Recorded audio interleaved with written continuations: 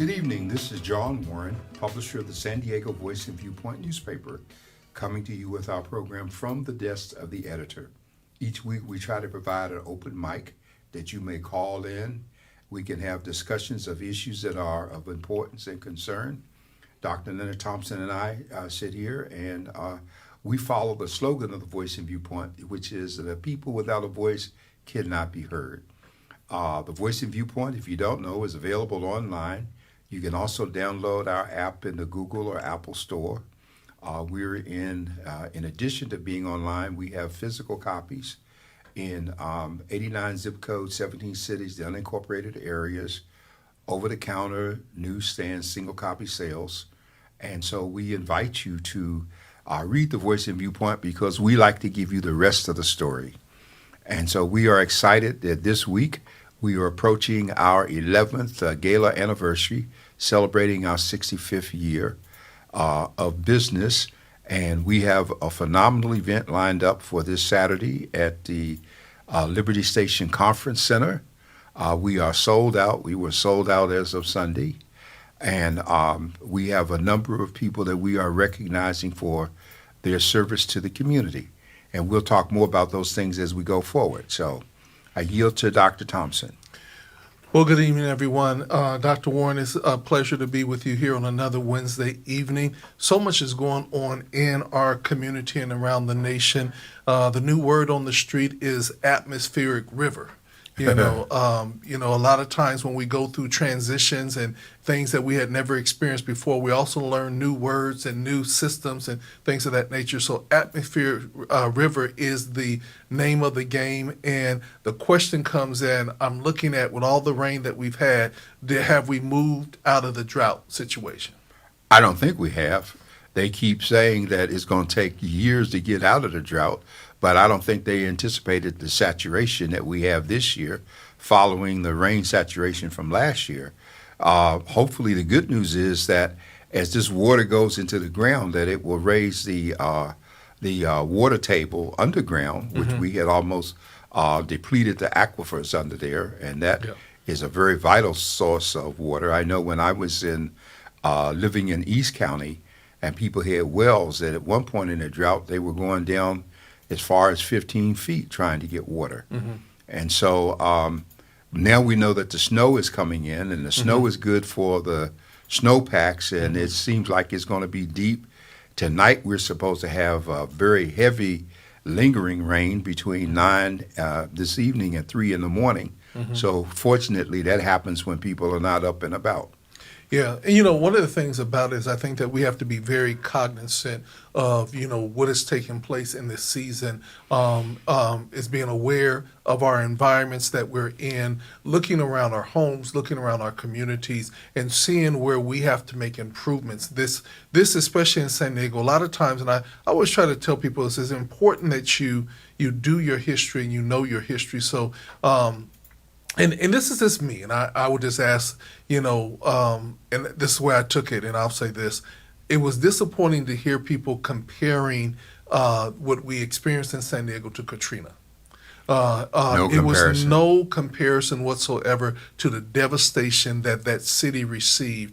And it was disappointing to me that people were taking that stance and then saying, well, this is just like Katrina. No, it is definitely, there were not bodies floating down the street. There were not caskets floating down the street. There were not whole houses leveled. There weren't people all over a community standing on their roofs and for days at a time. So I want people to be very cognizant of how they compare certain things. And then also, Dr. Warren, we say that if you know your history, you know your greatness. And it's important for us to know our history because even especially in the imperial area, a lot of people might not have known it because we've never experienced that, but that is a flood channel. Oh, yes. And you know the history about that. Can you share a little bit about that? Because a lot of people say, oh, look what happened, but it had always been a flood channel. And it was a flood channel that never saw flood, and many people saw the pathways for the creek as being cosmetic. I mean, when you looked at Choyas Creek and the rocks that were down there in it, and you never seen it when it was really wet, so you never thought the water would rise. But yet, when we look at Mission Valley, for instance, at the Fashion Valley crossing, we know every time it rains, that floods because the runoff coming down from the mountains. Because if you look at very old pictures of San Diego, Mission Valley was farmland. They had cattle there. And even the houses that sit in Mission Valley, the geologists have often said that if we had a very strong earthquake, that ground would liquefy and those whole communities would sink.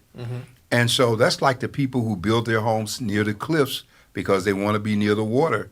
And we see the erosion taking place and it's almost up to the door and the whole bit. Or people who build a house like you see in some of the movies on the hills in Hollywood with the stilts holding the house up, extending like that ground can't give and it can't fall. None of that is a comparison to what happened in Katrina. And, you know, I have household first-hand experience because my wife was a Red Cross volunteer for 30 days in Louisiana in Katrina. And she was there early, boots on the ground, sleeping on the floor, going out every day, trying to help people, watching the racism within the Red Cross itself in terms of how they were treating people. And then that very racism was turned on her when she let them know that she was black because of how she saw them treating black folks. And so, you know, the whole thing at the stadium, people dying, bodies laying there, bodies washing away. I mean, so much of it could have been done, but there was an effort to get the cleanup contracts to the partners of the Bushes so that Service to America, that national funeral thing, they got the contract for removals. There were some people here had the wrong bodies shipped to them when they finally did get around to shipping people's bodies back to their relatives. And we didn't have any of that kind of stuff. Bodies were floating because in Louisiana you couldn't bury underground. Exactly. Okay, and so that left we didn't have those, but we had serious drainage issues.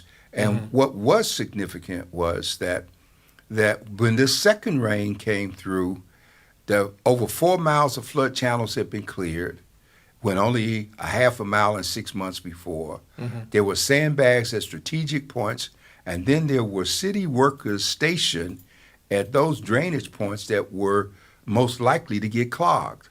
So that they were there in wetsuits ready to hit the water and unclog the drains to keep the water moving. And so all of this is important. There are people now that were people on the news this evening that were still very upset. One element has gathered up some people to file a lawsuit against the city because people are going to always sue. Then we saw the other night in this major transitional meeting we had that folks are coming in, lying to people, offering to do stuff to get their money. And, it's all the worst of human nature comes out at the same time we hit the best of human nature with the Southeast Disaster Flood Response Team that for the last 2 weeks worked around the clock, food, clothing, shelters, medical supplies, cleanup, anything that people needed. Volunteers were there working on the ground with the YMCA, Jackie Robinson being the hub for activity. Now, when they closed and were supposedly moving to Mount View, the first day of this week, Mount View was closed. So people were on that Monday night in this big community meeting at the YMCA. And so as a result of that, now that facility is open. So we said, what are you going to do? Wait until after people are almost washed away again to open up? It didn't make sense.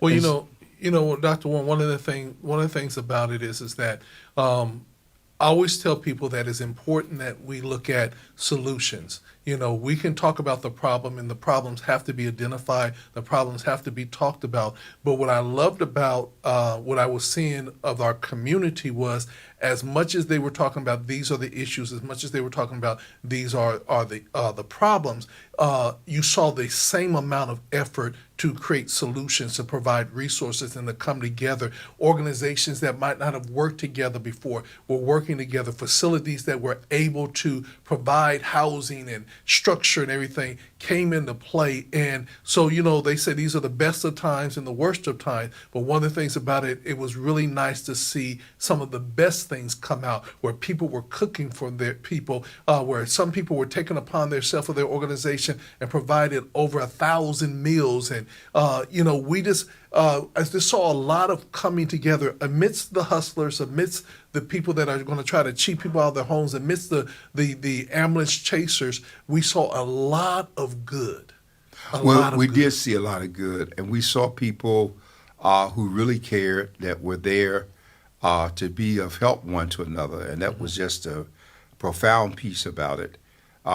We didn't dwell on the bad part, but at the same time, we had to report the magnitude of what was happening, which motivated people to join the solution. Because otherwise, to this day, they still have stacks of clothing donated to Jackie Robinson. They had a pantry at ECC where they could do things, and they're still feeding people. They're still getting supplies out. Meals on Wheels kicked in, I believe. There are 3 hotel locations. People had 14 to 28 days made available to them. So it's all kinds of still ongoing good things. And this Saturday, the Voice and Viewpoint has set up a table and is giving a special honor to representatives of the 9 groups that were boots on the ground at the gala. And we have an award that we've created for them that will carry the names of the people, the organizations rather, that did the heavy lifting for those 2 weeks, with room on the plates that go on the plaque to add names for people who come later and do more. And one of the things about this, and I have to shout out to pastors and to individuals, and that's what I call the silent organizations. I know that there were calls out to say, can you donate a room? Can you pay for a room? And nobody got and did a press conference. Nobody did a social media post. They brought their money, they brought their checks, and they wanted to make sure that people got into rooms and that they were able to have a peaceful night's sleep. People who have lost all kind of things. And, in the midst of all this, we saw people perish due to their environments drastically being changed. And some got pneumonia, some were already sick, and it exasperated the issues. So many people were displaced, but just to see the humanity of the community, I reached out to a pastor and I said, I know your church got totally flooded out, and what can I do to support you? Let me send you these grants that are already there for you. And he said, you know what, we're doing what we have to do. He said, but I thank God that we had flood insurance. So he said, in the end, we will be fine. But it's that, and here's the thing that people are missing. A lot of people will be able to rebuild and will be fine, but there are certain things that you cannot replace. Pictures and certain memorabilia and things that you took from generation to generation. When you lose those kind of things, we have to spend time encouraging people that have lost that, because that almost takes your breath away when you're not able to keep your family memorabilia. Well, that same thing happened in the fires in 2004 and 5, because we know prominent citizens that had a lifetime of service and their homes burned with all of their memorabilia and family pictures and albums and collections. Everything was lost. And people literally have to start from scratch. So it kind of gives you a new respect for the scripture when it says, don't put your value in earthly treasures where moth and corruption does come in.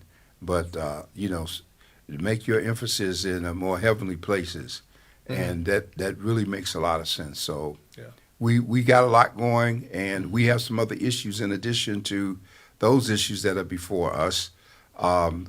Separate from our event this week, we have a special election for the 4th District, but we also have the presidential primary on March 5th. And so during that presidential primary vote, not only will we have in the city of San Diego, we will have districts 1, 3, 5, 7, and 9, which are the odd numbers because the even numbers were in 2020 when we had 2, 4, 6, and 8. And so that's created an issue. Then we have the 79th Assembly District and the 39th Senatorial District on the ballot. All right. And so we have Akila Weber from the 79th running for Tony Atkins' seat being termed out in the 39th Assembly, in the 39th Senatorial District. And then we have Lachey Collins, a former assistant to Secretary of State Weber, running for the 79th Assembly District. And of course, she has some competition from a couple of people running, one being a former city council member from La Mesa. And so those is about 8 positions that we're looking at that are going to be on the ballot. And for the 79th Assembly, we also have Raquel Vasquez, the mayor of Lemon Grove, who will be running against Lachey for that particular seat. Yeah. Yeah. And one of the things about it, and I think one of the concerns is that when you have 2 African American women running for the same seat, many times you can split the vote and actually empower the third candidate to move forward. So we're going to watch that election very, very closely because I think that we have to be very strategic on how we move forth. You know, I like the Voice and Viewpoint. Gala is a futurist now. I think that it is time for us to see a change with bringing in younger, competent people that have shown themselves to be able to lead and have their own mindset in how to lead, but also understand the history and the importance of understanding the past so that you don't make the same mistakes as we've seen in the past. So I'm encouraging everybody. The ballots are out now. That you can vote even as we speak. You can vote and you can cast your vote. But I always say, even in this time of transition, this time of change, this time of tragedy in our city, and people are looking for people to point the blame at. And I always have to say, you can't just point the finger at who's at top or who's this. You also have to point fingers at the different council people that literally had the opportunity to fight for their community long before this took place, and it did not take place. Right.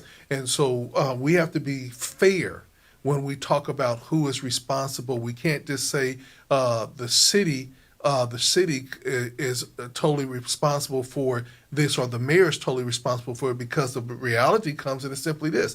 If you're my constituents and you've been hitting my office up and you've been saying, look, behind my house is a storm drain and it's overgrown and everything else that nature, then the constituents of your leadership should make that a priority.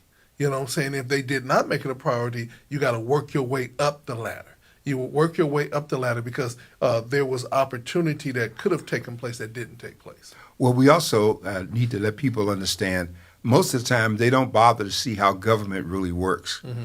And so they want to point fingers and point the blame. But under our strong mayor form of government, the mayor has a gentleman by the name of Eric Dargans, who is the chief operating officer, and he is over the 5 departments of the city. He's making decisions for the city. He is running the city, which is the way the system works, and he's supposed to be doing it at the behest and direction of the mayor. But that can't happen if he's not advising or talking to the mayor, or if he doesn't have boots on the ground, or his people are not reporting back to him. And I found evidence of a lot of that happening. There was no discussion going up the food chain, and there was no presence coming down the food chain with direction. And that's what led to so many people being frustrated and upset in terms of the losses that they had, that they didn't have to have if people had been more conscientious in terms of doing what they should have done. Yeah, and I really think that there should be some shakeups in all the departments that played a role in the storm drains not being cleaned and the information not being said how dire it is. I think that there needs to be some shakeups. People many times can be too comfortable in this time, and we have to shake it up to get people out of their comfort zone, as well as this is a real pivotal time, not only in America but especially in the city of San Diego, because we're in the process of trying to get a new police chief, a new captain over the fire department. There's a lot of changes that are taking place in 2024, so it also makes a little bit of unrest because of the unknown. You feel what I'm saying? There are some people that we know, and we know how they're going to do it and respond, and we know that they're not going to do the things we need them to do, so we move away. But there's still that unknown factor of the things that we have to get changed. Well, this is true, and we have to pay attention to what's going on, and not just be on the outside trying to think of what should be happening from the inside standpoint. We have to just get involved. And a lot of times we don't want to. A lot of times I'm hearing we're tired, people are struggling, they're worried about their rents, their food, their job, and all those. What I like people to understand is most of those problems are fabricated to keep you preoccupied so that you won't get involved in terms of trying to make a difference. Because it maintains the status quo. Now, I want to share one observation. I was told as I did some digging on the inside from an inside source that 2 weeks before this storm, there was a major effort to clean the storm drains in La Jolla and Rancho Bernardo. And that they spent days cleaning those drains. Okay. So that's kind of interesting that they could do those days, and then after we had the disaster, we could get 4 miles done in a few days. So let me ask you this question. Is that racism or classism? Or both? We're going to let the victims tell us what it is, okay? Okay. Because I'm sure they got all kinds of explanations. And heaven to Murgatory, who is racist today? Yeah. You know, nobody is racist. We don't like you because of how you look. We just don't want to be around you. They ain't racism, right? And you know, and the reason why I asked that question is because, you know, were those storm drains attended to based on racism or based on classism or a little bit of both? Well, we know it was based on economics because we know the cost of living and who lives in those areas. And those homes did not cost the same thing as Shelltown, South Crest, or Mount View. Okay, neither were they as low-lying as those homes were that were built in almost in violation of what we knew would come, but people did it anyhow. Yeah. Well, I want to just borrow some of your legal knowledge. You know, I'm not asking you as a practicing attorney, but somebody that has been an attorney and has some legal knowledge of what's taking place. Let's just walk through some of the processes of the home apartment owners and people that are basically telling people they have to vacate their apartment. They don't know when they're going to be able to get back in. What are their rights in this situation? And are they still required to pay rent? And if they don't pay rent, does that mean they get evicted? Let's talk about it. Even though they have an eviction moratorium, it seems like there are certain things that are stacked up against the homeowner versus the... Well, let's understand that under property law, they can still be required to pay rent even though the place is not inhabitable. If they're still on the lease and under the lease, technically they can be required to pay the rent.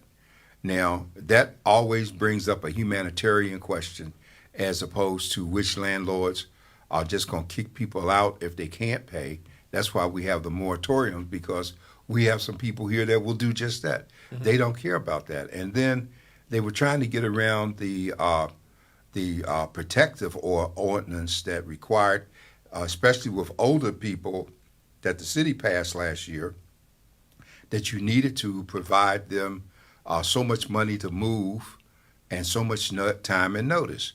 Well, what landlords were doing in this case was saying, well, the place is damaged to such a degree that is not habitable, and therefore we're going to evict you, and we're going to use the law to get you out. And so now there are people wanting to go to court, and it gets to be a question of who can determine that the place is not habitable. Certainly not the landlord. That's a county health decision. And let us understand that the city of San Diego does not have a health department. The health services, department services come from the county for the city and for the cities in the county. So that gets to be a major issue, and the moratorium puts a halt on the evictions. We don't know to what extent it will put the halt on people moving, because technically, while they don't have to move, some of the places are uninhabitable because people going in hazmat suits have found asbestos, mold, and where there's dampness, mold will follow if it's not dealt with right away. People were on the air television reporting that they had stayed in their properties several days, and they begin to experience nosebleeds and coughs, and all the things are a direct byproduct of inhaling this toxic element. So this is a real issue. And 49% of the county's residents are renters. So that adds to the problem. And we have a shortage of about 90,000 housing units that we need and don't have. And so all of that adds up to the problem that you're talking about. So one of the things about it is, for those people that are being displaced, is there any recourses that they have to be placed somewhere else? And this is where I'm asking, does the city have any power to take over, like they took over during COVID, hotels to help these families out? Well, that gets to be tricky because I don't think it's a matter that they took over hotels. The hotels knew that people weren't traveling and weren't using them during the pandemic, so they had vacant rooms sitting for a time on end. And so it was easy to do a contract with the city to fill them in the absence of having business. Now the business has bounced back since the end of the pandemic. Matter of fact, the average room night for a hotel now is like a minimum of $300, where it could have been less beforehand. Yeah. And so people are suffering with that. We were able during the crisis here with the recent flood to get the Comfort Inn and off Bonita Road, that inn, and then a couple of places off Midway and Rosecrans, down to like $99 a night. And some citizens, some of us went in and paid room nights before the vouchers came, knowing the rain was going to come. So we put people down for like 5 nights to get them from last Thursday through this past Monday. And by that time, the Housing Commission kicked in with vouchers. And during this time, the response team was raising food. We know we had one family that did over 500 meals. I believe it was Sunday before last. The family themselves did that, and they brought them to the YMCA, and people distributed the meals. So now the people who are in these places, they have vouchers, minimum 14 days with the option for renewal. And I understand they have Meals on Wheels coming in. But one of the problems there was that many of the people in the hotel still had jobs. Yeah. And so when they came in from work, they didn't have any food. Yeah. So they had to make arrangements with the hotels to hold food over for those folks. So all of these things are ongoing, and it's trying to be more an issue of humanitarianism rather than legality. Yeah. And that's the key. Well, let me ask you this question, because I want to continue in the legal vein and say we're hearing a lot of people bringing people together saying that they're going to sue the city and they're going to do that. What's your thoughts on it? And I just want to talk about my thoughts is that I don't know if I want to be a part of a class action suit, because that means that whatever they settle for, we all have to split. I'd rather go on my own and do my own suit if I'm going to do a suit. You know what I'm saying? Because at the end, they will have to settle with me.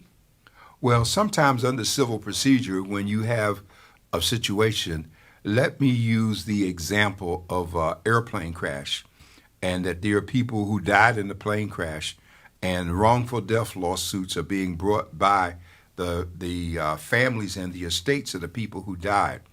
The court will often, on their own, consolidate those cases and put them in effect, create a class action, number one. Okay.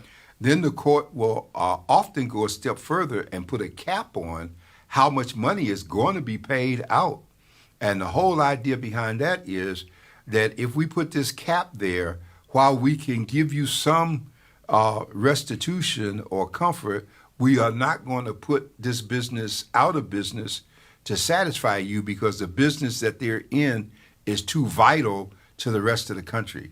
But that's an attitude that goes to the airline industry in terms of when that attitude was there. So, and we can have people suing in a class action, and we can have individuals bringing suits, because everybody is not going to join the class action. But the court, if it's enough of those suits coming from a given area, the court might take it upon itself to consolidate those cases and limit what the restitution might be.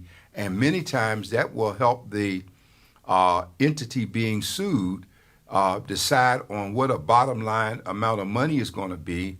And then the court moves toward discussing a structured settlement, which allows them to pay so much at a time without going out of business. So there are a lot of options here. The main thing is the lawsuits are coming, and you're going to always have lawsuits when you have these situations. All right. So now let's talk about this, because now I want to get down to the hustlers, the pimps, and the players. That's what I'm going to call this segment. The hustlers, the pimps, and the players. People that are hustling people during this time and taking advantage of them, pimping the situation for their benefit, you know what I'm saying, and they're playing games. Let's talk about that and what people need to look out for. Well, we had people on the ground knocking on doors, offering to solve the problems. Just give me a deposit, $1,000 or whatever you have, and we'll get this done in a couple of days. And of course, historically, some people have done that and they never saw them again. At the very beginning of this, the district attorney's office was on the media letting people know if a contractor comes, you need to see a license number in terms of knowing that they're legit, and you need to not rush to put your money up when you don't even know the magnitude of your problem yet. So that got to be a very important issue. When we were in this meeting on Monday, kind of a transitional meeting, we found that there were several things that had to take place. You mentioned the hustlers, the pimps, and and what was the other group you mentioned? See, you got me to go. Yeah. The hustlers, the pimps, and what to say the players at this The point. players, Yeah. okay. Because we also had reference to people being concerned about credentialing folks who come in to volunteer, to make sure that we don't have people going out on the street in the name of the organizations that are working to help, going out taking advantage of the folks. And that is a factor that was going on where supplies were donated, say by Home Depot, should have been delivered. There was a person complaining that the items disappeared and they didn't know where they went, don't think they got to the people they were intended to serve. So you will always have these. In my almost 40 years of going through all kinds of scenarios in San Diego County, whenever there's a crisis, the three elements you mentioned do appear. The hustlers, the players. It's kind of hard to nail the pimp element down, but they're still in business in the midst of what's going on. Exactly. Okay. And when I say, because they're pimping the situation, they're going in, and I literally, in some cases, it was really sad. Some people going from place to place getting things that they didn't need, and they Right. weren't getting for anybody else, but they were just collecting because they know it was available. And then they went out and tried to sell them. Exactly. Yes, and those were the kind of things, and those things are illegal. They are as illegal as price gouging. You know, that's like we have a flood or a disaster. You've seen on television there's been a shortage of gasoline because of power outages, and then people who have gas, all of a sudden they've tripled the price, or they tripled the price of the items remaining in the store. Yeah. The government comes in. It's against the law to do that, price gouging. And we've gone after people in San Diego County during the fires and the floods who have attempted to do those kind of things. Let's say we have some unethical people among us who will take advantage of any situation without any guilt or remorse. And those are the people that we're trying to help protect our neighbors from, and in effect, protect each other. Yeah. Now, one of the things that we have been seeing, which is very disheartening, is that they're the predators that are coming out there, and they're now trying to prey on historically owned property that's been in people's family for a long time, and they are trying to get them to sell as is, and be able to say, we'll take care of it off your hand, we'll give you this amount of money. And they're literally just going in there and they're basically hustling and basically preying on people that need at this point. Well, this is another situation, Leonard, that is very, very old. I remember seeing it in Washington, D.C. when they started regentrification.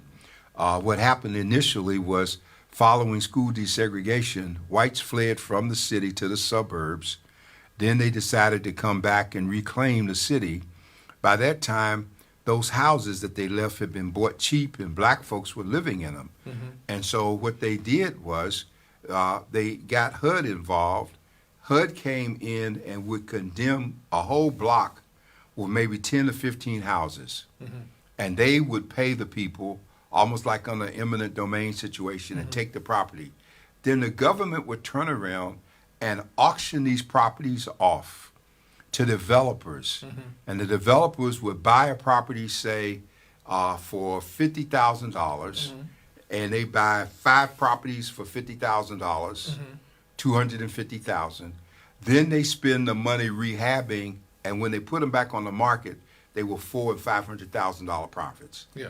And the people who lived there, they would come to them with a briefcase full of 20s, 50s, $100 bills, with a contract on the top of it, sign this deed, and we give you the briefcase, we take the paper back. Yeah. Well, you're excited about the money. You don't know there might be all ones on the bottom. Yeah. And now you got the money, but you don't have any place to live, and where you going to go? Yeah. And so these are the hustles that are out there. Mm-hmm. So people were on the spot here. They did it here. They did it in New Orleans. They went in there to try to snatch the houses up in the midst of it. I remember in Tennessee, when the housing scenario collapsed, developers were coming in, buying up so many properties that the state legislature passed a provision that said no developer could buy a property for something like so many months, and that every property that was reclaimed had to first go to a first-time home buyer or a returning home buyer before a developer could get in. We would never get anything like that passed in California. Yeah. Because the landlords and real estate people, they control the courts. Yeah, well, one of the things that we have to do is that we have to keep this at the presence of the people. And if people are approaching you at that point and you feel like that is something that you are considering, please reach out to us and let us give you some godly wisdom and some good advice, because a lot of times it's not as bad as it seems. I was just talking to a person that is working to provide grants as well as provide resources, and they said to all the businesses that are literally having to spend money to get their business back online and things of that nature, they said save every receipt that you're spending, because you will be able to have opportunity to get reimbursed to a certain amount. Well, there's a hope that you will be.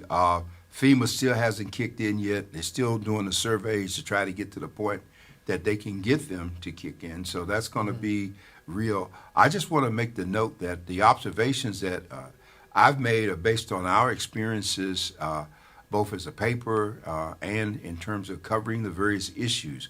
By no means am I attempting to give anyone legal advice, but I do have a seasoned opinion, both as a journalist and as a holder of a legal education, that allows me to share an observation without giving advice. So for those people who are sitting out there with a pen waiting to think you got a case of unlicensed practice, I just want to stop you before you dig any deeper.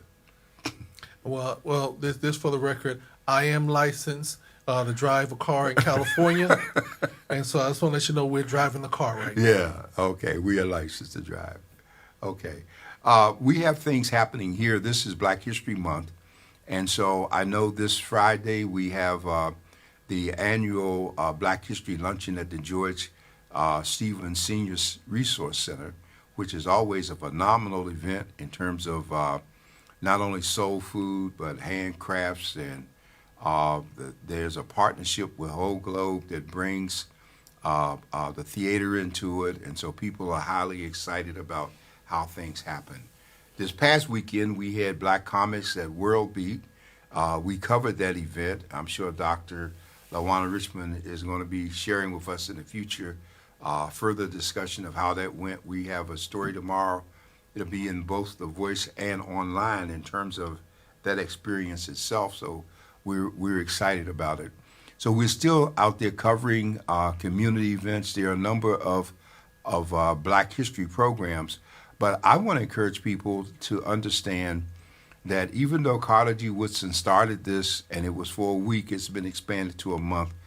Black History should be every week, and so the Voice and Viewpoint does something on Black History 52 weeks a year. And we invite you to read the stories that we're giving special attention to during this Black History Month, and let us not just let it pass, because there's an inscription written on the archives in Washington, D.C., and the inscription says, "What is past is prologue."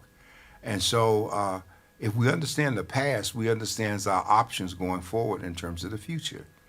And that is very critical in a place like San Diego, where a lot right now is being repeated in terms of history, in equity, race relations, and a whole bit, because there is an assumption that the people here don't know what happened yesterday, and therefore we can just pull the wool over them. And those of us who do know what happened yesterday need to let you know so you don't get caught in it. Yeah. And one of the things that we're saying is all the things that are going on. We just went through Grammy weekend last weekend, and I started a campaign that says they need to bring Jesus back to the Grammys, because they did everything that they did, but they did all of the Christian awards and all the gospel awards offline and just showed a picture.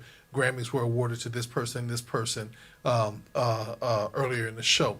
And I'm saying that the big effect of gospel music and Christian music around the world, it should be given. I said, can we have 5 on it? Can we get 5 minutes to bring it back to the mainstay, so that we can, we have to be at the table and not just around the table. We want to be at the table, not just around the people. Well, if gospel is going to come back as a genre for the Grammys, I want to see it come back with an anointing and the true implications of what it is. One of my big disappointments is that certain great named Black gospel groups have been pulled onto the secular stage.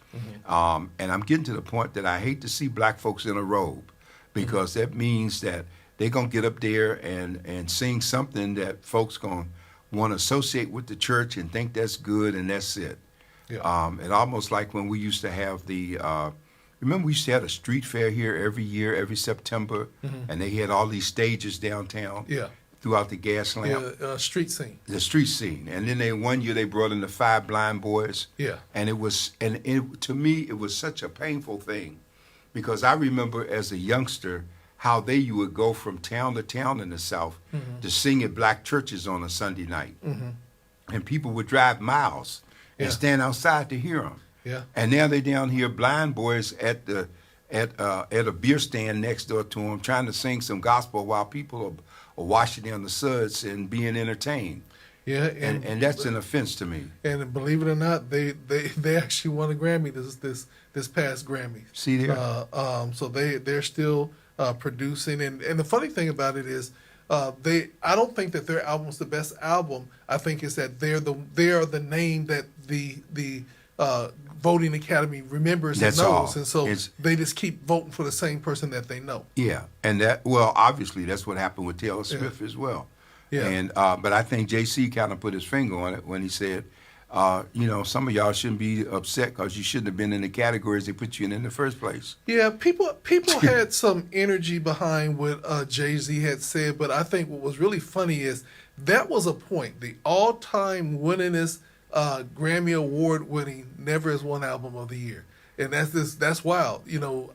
She's won 32 Grammys, but never Album of the Year, whereas Taylor Swift has won Album of the Year 4 times. 4 times. Yeah. And so, and how can that be, right? Yeah. So he just said, what a lot of people were thinking, and because again, the Grammys are trying to do more, but they're giving. How they say you gloss over it and you throw some kibbles out there, but there's no bits with it. Well, I can tell you, having watched the program because I recorded it, my wife and I were both of the conclusion we would never watch another one unless it's something really different. To Yeah. me, it was a disappointment. Everything, even Stevie Wonder messed up the song that he was doing for the people to be remembered. Yeah. And the music, yeah, I remember that the blacks almost dominated the Grammy, and it had quality and stuff. Now you're looking for a black person up there, and if they got them, with the exception of the sister who was there that was singing country western, that most people didn't even know who she was, and she's caught hell just to get to the stage. Yeah, my biggest thing is that I don't believe that we have to be raunchy to be successful. No, we don't. You know, and I think that there was just a lot of raunchiness that I saw included with the Grammys. And so that was last weekend. On this weekend, shout out to our program director, Evangel and Walter Cole. They are at the Super Bowl and covering the Soulful Celebration. Tonight they're recording, and then on Saturday it actually will be aired. First time on CBS, 25 years of doing the gospel celebration at the Super Bowl. Here's the funny thing. They got to do an interview with all the stars and people that are going to be on it, but they also got an interview with the lady who started it, Melanie Few. And I think what was really funny is she said that she was at the Super Bowl one year, and she said, when I tell you, she said before Christ, right? She said, I partied so hard and I did it. Come Sunday, I was so convicted, I kept saying, oh, we need to add some Jesus into the Super Bowl. And she said for 7 years, she contacted the Super Bowl and said, we need to add a gospel element to the Super Bowl. And they turned her down 7 years straight. And then one year they said, we're tired of you calling. If you can get Gladys Knight to be on your show, then we will sanction you to do an event for the NFL. They did not know that she had already had set a deal with Gladys Knight, and Gladys Knight was already set to go with whatever she needed her to do. Right. And so when she walked in with the contract with Gladys Knight, they looked at her like, wait a minute, we didn't think, because Gladys been telling everybody no. Right. We didn't think you would be able to do it. And she said, well, I got everything that you said, now what? So they had to sanction her, and that was 25 years ago. And it's still going strong, and this time it's going to be aired the day before the Super Bowl on CBS primetime. Well, there's no question that the Super Bowl has grown. I mean, some of us remember the first one and how it was, and it wasn't a big deal. It came to San Diego twice. My late wife was on the committee for the Super Bowl both times, and once the Super Bowl came here, and it was a real education, especially for us who were doing Gold Coast Classic, because what we found was the NFL was just ferocious in terms of the counterfeits that they're talking about in their trademark. Mm-hmm. The cops were on the street as if they worked for the NFL, confiscating the counterfeit stuff. Yet when our event came off and people were counterfeiting our stuff, we couldn't get nobody to make an arrest. We couldn't get anybody to take any stuff from anyone, and it was like, if it's not NFL, it doesn't count. Yeah. Okay, and so it was a mess. So I always say this when it comes to Super Bowl. I said, I hope Jesus doesn't come on Super Bowl Sunday, because it'd be a whole bunch of people miss out, because that game's gotten to be more important than Christ. Well, you know, one of the things about it is that, you know, we used to have a professional football team in San Diego, and ever since that has been gone, I just love college football. Did we really have a professional team here? Hey, there was a team here one time ago. Once upon a time? Yeah, once upon a time. And, you know, I heard they're in a borrowed stadium, you know, Yeah. you know, but yeah, so it's exciting for me. It's always exciting for, I always say that wherever God goes, and if He shines, and the pureness of what we do is what it's supposed to do, and that is to be a change agent, a life changer, an atmosphere changer. When we do that in the truest sense, that's when we see God move the most. And so I'm always encouraging people, don't be afraid. I remember, and I'll leave with this story, Dr. Warren. I remember there was a club downtown called Johnny M's. Johnny what? Johnny M's. Okay. And it was right there at the corner of the entrance into the parking structure of Horton Plaza. It was right there on the corner. And I wanted to go there because it was a bar and a club, but it was based in the oldest church in San Diego that used to be a church. And so the owner felt because it used to be a church that he needed to reverence on Sunday and start having gospel on Sunday. And what he found out after about 8 months of bringing gospel there every Sunday, that folks stopped drinking on the Sunday, and because they people knew about it on Sunday, they stopped drinking throughout the week there because they knew that gospel was played on Sunday. So they ultimately shut it down because they could not sell a drink in there because he had ushered in the spirit, and we were leaving the spirit behind, the spirit behind, and it changed the atmosphere. So people didn't want to come there to drink, and they didn't want to come there to act up, but they came there to listen. But that's so important because I remember on Capitol Hill there was a certain church in my district that I represented, the Hill, and I remember going there one Sunday to a service. If I describe the service, you know the denomination, so I won't. And at the end of the service, they retired to the general purpose room. Oh, general purpose, not the fellowship hall. Okay, so they call it general purpose, and they opened the bar. Okay, and so everybody was able to just pull up to the bar and start busting suds in the basement of the church like it never happened. Nothing ever happened upstairs, And it was just that when the church starts interfering with the money, that's when people get upset. Yeah.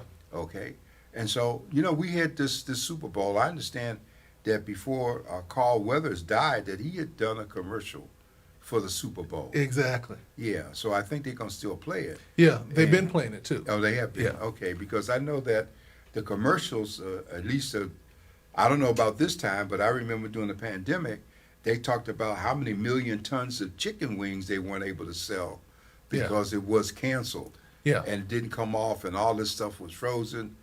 Big money, and they're selling the airtime for the commercials in 30-second slots, right? I guess it's up to $1 million or so for 30 seconds at this point. Oh, no, it's about $10 million now. Yeah, for 30 seconds. Yes, it depends on what time of the game, it is. And if Kansas City wins, I guess Taylor Swift and old boy is going to Disney World. Of course. And I keep on saying, it's amazing that who you dating will determine your prestige in the game. It is amazing. Yeah. Well, with that being said, Dr. Warren, we have a big weekend this weekend. We do. The Super Bowl's on Sunday, but we have what we call the 11th annual gala for the San Diego Voice and Viewpoint, where we will begin to celebrate and continue to celebrate the great works of great heroes in our community. We're excited because, Dr. Warren, you have gotten the voice herself, Camilla Toot Bell, is going to come in. You got on the ones and twos, Dr. DJ John Phillips, and it's just going to be a fun time. It's going to be a fun time. Wonderful people that we're acknowledging in terms of awards. It's a black tie formal event. It's a true gala. If you want to know what a gala is, you can come and join us you can't join us now because it's sold out. Yeah. There are no tickets at the door. There are no tickets left. We're getting calls every day, people trying to find a seat. The only way I know to get a seat is someone said they're not going and substitute you for them and call the name in to make that happen. Otherwise, we just don't have it. We don't have a waiting list. We don't anticipate that happening. We got a full house. Well, just like when Noah started building the ark and there was no rain. No. And nobody was buying tickets or trying to get on the ark. But when the rain started. That's why God closed the door himself, because he didn't want them to be able to feel sorry at opening. Because if they said, oh, you know what, we held a spot because we knew you was going to be late. Yeah, right. Yeah, there was no room in the end. None. Well, we thank you, and we're looking forward to next week because we have exciting stuff happening next week as we do candidates forum and a town hall meeting in the 4th District, and we're excited about all of that. So we need you to get out to vote. Make sure that you vote. Make sure that you fill out your ballots. Let's get them in. Let's make this the biggest attendance ever. This is from the desk of the editor with Dr. John Warren. Y'all be blessed.